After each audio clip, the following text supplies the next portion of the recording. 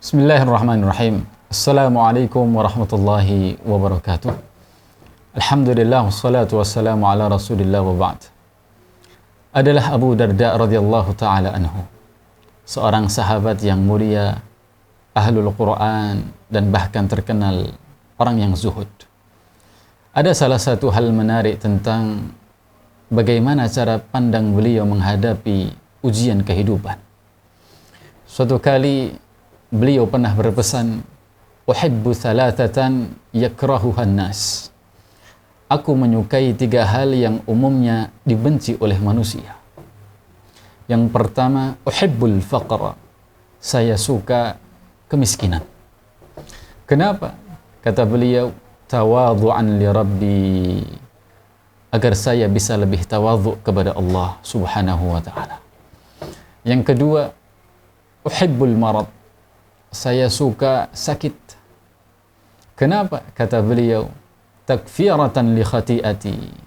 Karena dengan rasa sakit itu Allah menghapuskan dosa-dosa saya.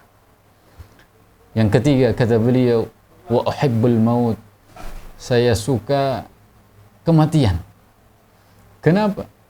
Hubban li liqa'i rabbi. Karena saya rindu kepada Allah Subhanahu wa taala. Jemaah rahimani wa rahimakumullah. 3 hal yang disebutkan oleh Abu Darda adalah ujian yang tidak mungkin dilewatkan oleh manusia.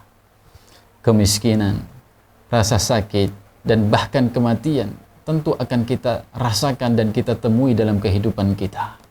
Pertanyaannya, bukankah sebagai umumnya manusia kita diminta untuk menghindari 3 hal tadi? Kita diminta untuk menghindari penyakit. Kita diminta untuk berusaha mencari nafkah, membiayai hidup.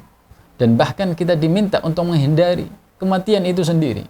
Kita tidak boleh bunuh diri, mencelakai diri kita sendiri. Tapi kenapa Abu Darda radhiyallahu taala anhu justru menyukai 3 hal tadi? Jamaah rahimani wa rahimakumullah. Bukan mencari kecelakaan, bukan. Bukan mencari rasa sakit, bukan. Tapi Abu Darda radhiyallahu taala anhu menunjukkan kepada kita bagaimana sikap sejati seorang muslim dalam menghadapi ujian dan cobaan yang ada. Maka ma'asyiral muslimin arsyadani wa arsyadakumullah, kalau kita pernah mengalami yang namanya rasa sakit, yakinilah bahwa dengan penyakit itu, dengan rasa sakit itu, Allah Subhanahu wa taala ingin menghapuskan dosa-dosa kita.